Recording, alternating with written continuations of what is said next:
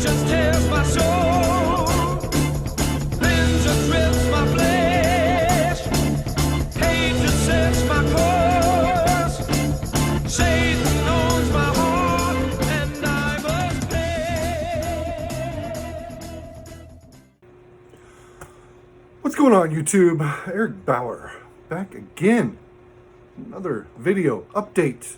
And, I know I promise consistency every time I fucking upload anything and then fail wholeheartedly at providing said consistency. Well, I got a good reason for doing a video today, and that is a response to a contest posted by one of my favorite fucking channels here on YouTube, Grown Man Record Night. What a show.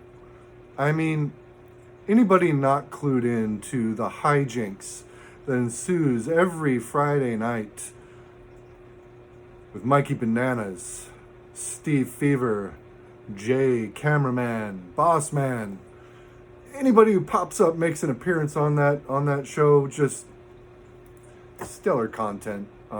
They just sit around, they talk about records, talk about recent digs at the record stores, they talk about what's coming out on wax. They talk about potato chips and sodas. And they play a game called Marbles, which is awesome. And they only have 600 subs. And they've been live streaming every Friday since before I've been a part of the VC. So it blows my mind that so few people have devoted themselves to the ascension of, like I said, one of my favorite channels on YouTube. And Mikey Bananas, probably the mainstay, the man who's always on camera for Grown Man Record Night, just uploaded a video not too long ago announcing a 600 subs contest. And the contest is called Beneath the Covers. Ooh. Initially, when I saw that title, I thought maybe it was horror movie soundtracks, given the thumbnail Mikey chose to use. However, Beneath the Covers actually is more, I don't know, I've done horror soundtracks.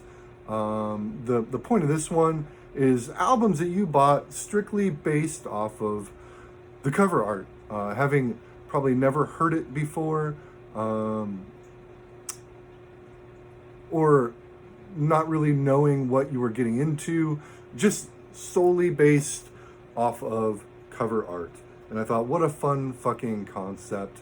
Let me throw my hat in the ring. Not literally, figuratively. That's this video right here for you to watch right now. Let's get into it.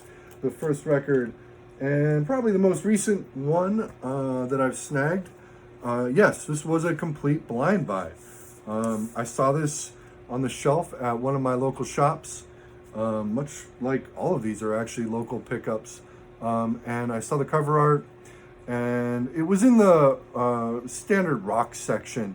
I thought it had been misfiled. It looked like a soundtrack to an Italian crime thriller from the 70s. Upon research, I actually discovered that this image was used, one of the poster artworks for the movie Calibre 9 from Italy, a pretty notorious Italian police procedural / action thriller from the 70s. Killer fucking movie, and this artwork also fucking killer. The band, Calibre 35. Calibro 35, excuse me. It's a 5-piece out of Italy. You've got the band pictured on the inside. This was the second factor that sold me on this record. Hey, look at that shit. It's fucking great. That's the gatefold. There's no inserts. It's a double vinyl. Plain labels. I mean, as far as what you get on this is kind of what you would expect to hear from an album with a cover like this. It is funky, proggy, psych-driven rock and roll. Very similar to what Goblin were doing in the 70s when they weren't doing soundtracks. It's just fucking killer. It is an astoundingly good album.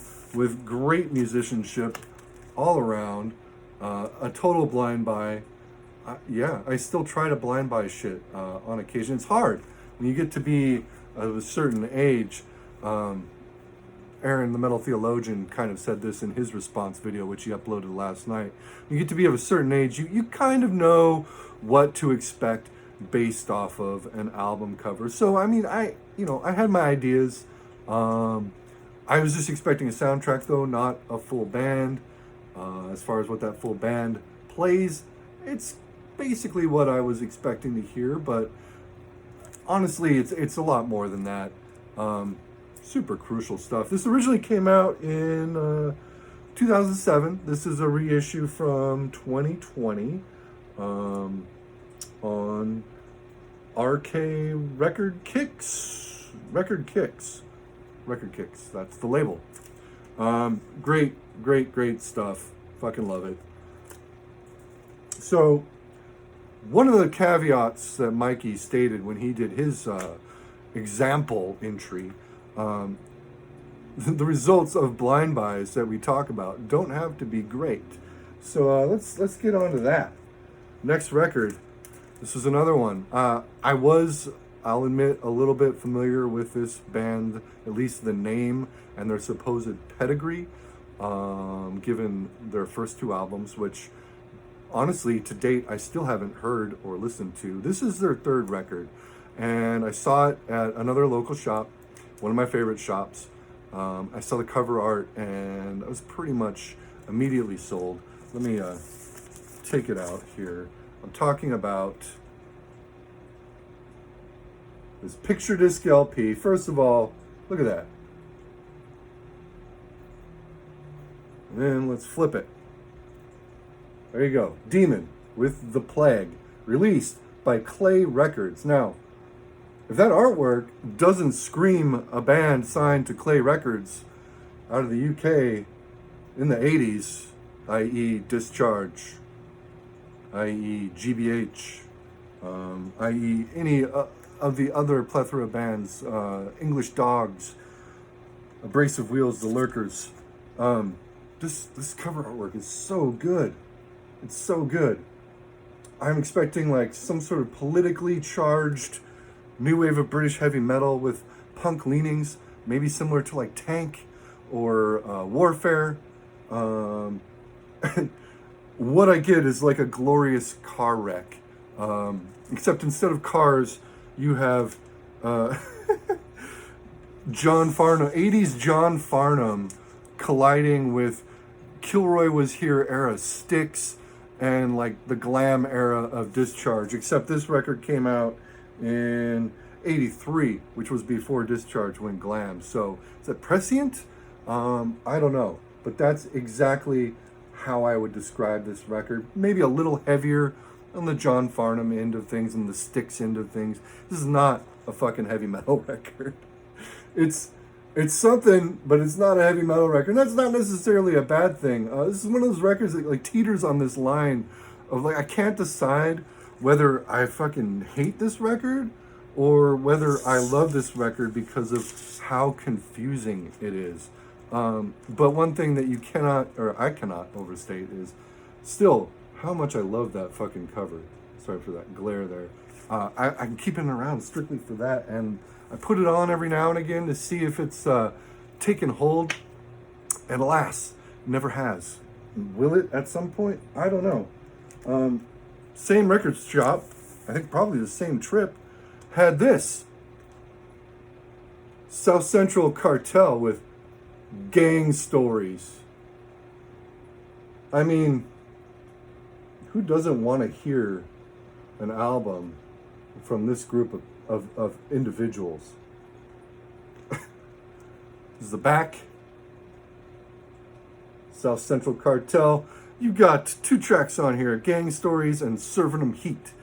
Gang Stories, you have the LP version and the instrumental version. Serving 'em Heat, you've got the dirty version and the clean version. I don't know why anybody would listen to the clean version of that. This album is, I mean, what? This came out in, let's see, 94. It's 94 era G-Funk.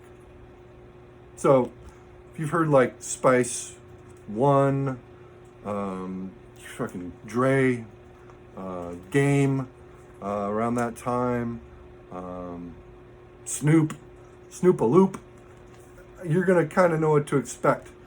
P-Funk samples aplenty. Just it's great. It's killer. Fucking gangster rap. It just, and super underappreciated. Since I've picked this up, I've also managed to snag a couple of their other releases, and they're all great. The flows and the rhymes are way more mature than you would expect to find on an album with that emblazoned on the cover. Excuse me. There may be blazed too. I'd say likelihood is good for that. I mean, I am most of the time, so this shit's fucking awesome. The clean version of Serving 'Em Heat, it's not great. Gang Stories is really the high point on here. Standard version is awesome, the LP version that is, and the instrumental version is also awesome. It's real funky, real smooth. P-Funk obsessed fucking gangster rap. Shit rules. Fucking great. Fucking great. And the last one I'm going to talk about is another one that became kind of a favorite. Another local store, flipping through just the miscellaneous alphabetized sections, and I was in the B's, and I came across this, Blood Rock 3. And I was really compelled by this cover. I had not heard of Blood Rock before finding this. I've never seen this record before in the wild or otherwise. It's something about it's that American flag dripping blood with the 3 in like the same font as Robert Altman's Nashville title. I was intrigued. Released by Capitol EMI, 1971. What do you get here? I was kind of thinking maybe it'd be Southern Rockish, which isn't super far off the mark. Blood Rock, we're from Texas. They've been covered by Manila Road. They covered the track DOA, which is on the Blood Rock 2 album, which I picked up shortly after snagging this. I know this album starts pretty straightforward. It's like that proto hard rock, organ infused, deep purplish, sort of like gun influenced hard rock, proto metal almost. You got the song Jessica, which starts the album off. It's pretty good, and I was like, okay, hold out. However, the second track, Whiskey Vengeance, is what sold me on this album. It is heavy as hell. It's dark lyrics for 1971, rivaling some of Sabbath's darker lyrics from the same era. Song for a Brother is great. You Gotta Roll is great. It's a great record. It doesn't have, not every track is a high point, but the high points that are on this managed to make this record as a whole stand very well on its own. If I were to rank the Blood Rock albums, 2 would probably be my favorite, then 1, then 3. And there's a live record in there that's pretty good too. This was another selling point when I was looking at it at the record shop. Well, first of all, hang on. Oh man, this is good shit. You got the old school green Capitol labels. So at the record shop, doing my due diligence to investigate the quality, the condition of the record, I pulled out the inner sleeve, and this is what I discovered. Blood Rock 3. Blood Rock 3. They did a double-sided insert with like marker and crayon. That's right side. That's regular way to read it. And then they did it backwards. They liked this record so much that they did it frontwards and backwards. It's just, I love shit like that. I love finding shit like that in the used records that I pick up. It's better than when you find like initials where somebody was so stoked about a record they had to put their name in it in case in case of what? You think that you might stumble across your record years down the line after you do a purge, or If somebody were to steal your collection, you might be able to find it based off of your initials at a local shop. People don't do that anymore. I think the closest would be like Davis Winchester when he was stamping all those records he was selling on his channel. But I don't know if I would liken that to the same thing. At any rate, Blood Rock 3, great album. Those are my picks. Kind of a shorter video from what I usually do, but you know, I wanted to throw my hat in there. I wanted to support and rep fucking Grown Man Record Night because it's a really great channel. It's a fun time. They're online for a couple hours every Friday night, and they're stellar folks too. Just super cool, super nice, down to earth, and funny as hell. If you don't subscribe, go subscribe. I'm gonna link their channel. You know, help them out. They need more viewers. They deserve more viewers. They've been at it for like 8 years, between whatever was before YouTube, Twitch, and YouTube. It's a long fucking time, and it's quality. Every week, quality. On that note, I'm signing out, YouTube.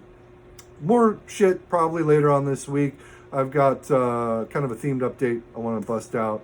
I've been looking forward to doing. I'm just waiting on a couple things to go in with that. So, take care of yourselves. Don't be shitty. Stay healthy. And keep it cool. Keep it real. I'm going to be out. Peace.